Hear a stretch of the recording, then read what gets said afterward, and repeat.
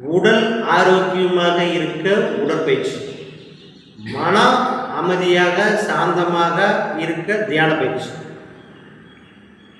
காயகல்ப பயிற்சிங்கிறது நீண்ட நாள் வாழ, மரணத்தை தள்ளி போட, இளமையோடு இருக்க தான் இந்த காயகல்ப பயிற்சி. சரி, இந்த 3 பயிற்சியும் அது ப்ராக்டிஸில் தான் தெரியும். அங்கங்கே அருகில் இருக்க மன்றத்தில் வேதாத்திரி மனவளைக்கலை மன்றம்னா அருகில் இருக்கு. அங்கெல்லாம் அகத்தாய் 1, அகத்தாய் 2, அகத்தாய் 3 அப்படின்னு இருக்கு. அங்கே போய் கண்டினியூ பண்ணும்போது அதை பற்றி சொல்லுவாங்க. இப்போ கிருஷ்ணன், பகவான் கிருஷ்ணன் துருவாச்சியார்னு ஒரு குரு இருந்தார். எப்போ பார்த்தாலும் நீ அர்ஜுனனுக்கே நீ உபதேசம் பண்ணிட்டு இருக்கியே, போய் துரியோதனுக்கு போய் ஒரு தடவை போய் உபதேசம் பண்ணான்னு சொன்னார். கிருஷ்ணன் சரி அப்படின்ட்டு போய் துரியோதனுக்கு போனான். துரியோதனன் வா கிருஷ்ணா வாங்க அப்படிங்கிறாரு. சொல்லுங்க என்ன விஷயம்? இல்லை நான் அந்த மாதிரி போனால் துருவாச்சியர் அந்த குரு சொன்னார், உபதேசம் போய் துரியோதனுக்கு பண்ணுங்க அப்படின்னு சொன்னார். துரியோதனன் சொல்கிறாரு, கிருஷ்ணா எனக்கு நல்லது எது கெட்டது எதுன்னு தெரியும், ஆனால் நான் செய்ய மாட்டேன். பாவம் எது புண்ணியம் எதுன்னு செய்யும், அதுவும் நான் ஃபாலோ பண்ண மாட்டேன். தர்மம் எது அதர்மம் எதுன்னு தெரியும், அதையும் நான் கண்டினியூ பண்ண மாட்டேன். இது எல்லாம் தெரிஞ்சாலும் என்னால் அதை கண்டினியூ பண்ண முடியாது. அங்கே நீ சொல்கிற கேட்கறதுக்குன்னு ஒருத்தரை பாருங்க, அர்ச்சனன்னு ஒருத்தருக்கு அப்பல அங்கே போய் அவருக்கு போய் உபதேசம் பண்ணு, அவருக்கு போய் நீ சொல்கிறதெல்லாம் செய்வார் அப்படின்னு சொன்னார். இது எதுக்காக இந்த வார்த்தைகளை சொல்கிறேன்னா, துரியோதனன் சொல்கிறாரு இல்லையா, நமக்கும் தெரியும் நல்லது எது கெட்டது எது, பாவம் எது புண்ணியம் எது, தர்மம் எது அதர்மம் எது, எவனுக்கு மோட்சம் பண்ணக்கூடாது, இதெல்லாம் நமக்கும் தெரியும். ஆனால் நம்ம செய்ய மாட்டோம். ஏன் செய்ய மாட்டோம்? உடற்பயிற்சி செஞ்சால் ஆரோக்கியம் தெரியும், ஆனால் நம்ம செய்ய மாட்டோம். ஏன்னா நம்மளால முடியாது, எக்ஸசைஸ் யார் போய் செய்யுது அப்படின்னு நம்ம ஃபீல் பண்ணுவோம். அர்ஜுனன் அப்படி இல்லை.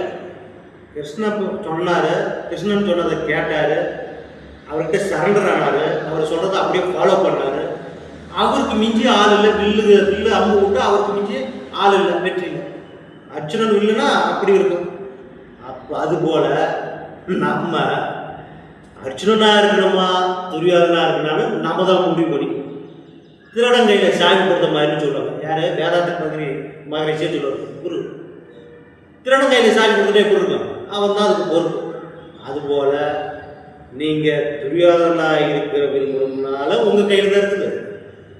அர்ஜுனன் கிருஷ்ணனுக்கு சரண்டர் ஆகிற மாதிரி அவர் சொல்கிறது கேட்டார், அது எப்படி அச்சீவ் பண்ணாரோ அது மாதிரி நம்ம தினசரி பயிற்சி, முயற்சி, தொடர்ச்சி, உடற்பயிற்சி, தியான பயிற்சி, காயகல்ப பயிற்சி இதெல்லாம் செஞ்சுக்கிட்டோம்னா நம்மளும் நல்லா இருக்கலாம், நம்ம சமுதாயமும் நல்லா இருக்கும், நம்ம வீடு நல்லா இருக்கும், தெரு நல்லா இருக்கும், ஊர் நல்லா இருக்கும், நாடு நல்லா இருக்கும், சமுதாயம் நல்லா இருக்கும், எல்லாரும் நல்லா இருக்கலாம், நம்ம சாமிக்கும் நல்லா இருக்கும்.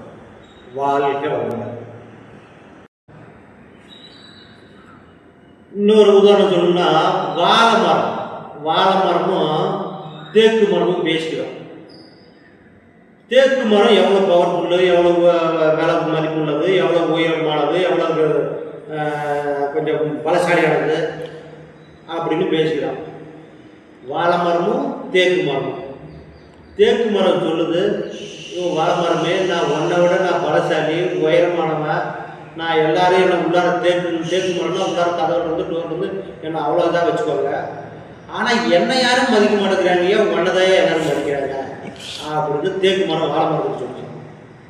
வாழை மரம் சொல்லுதான், ஆமாங்க நான் உயிரோடு இருக்கும் போதே இலையா தர, பூவா தர, காயா தர, வளமா தர, என்னையே மரமாகவும் வெட்டிட்டு போய் வைக்கிறாங்க. நான் உயிரோடு இருக்கும்போதே நான் எல்லா உதவியும் செய்கிறேன். உன்னை வெட்டி அறுத்து இறந்து போன பிறகு தான் எல்லா வேலையும் செய்கிறாங்க. எனக்கும் உங்களுக்கும் உள்ள வித்தியாசம் தெரியலையா? நான் வெட்டினால் மீண்டும் வளருவேன். ஏன்னா வாழை மரத்தில் எல்லா சுப காரியங்களுக்கும் யூஸ் பண்ணுறாங்க. மங்களகரமான இருக்க அத்தனை காரியங்கள், மங்களகரமான இருக்கிற சுப காரியங்கள் அத்தனை காரியங்களுக்கு என்னை யூஸ் பண்ணுறாங்க. ஏன்? நான் உயிரோடு இருக்கும்போதே எல்லாத்துக்கும் எல்லாமே தரேன். நீ இறந்து போன பிறகு தான் எல்லாத்தையும் தர.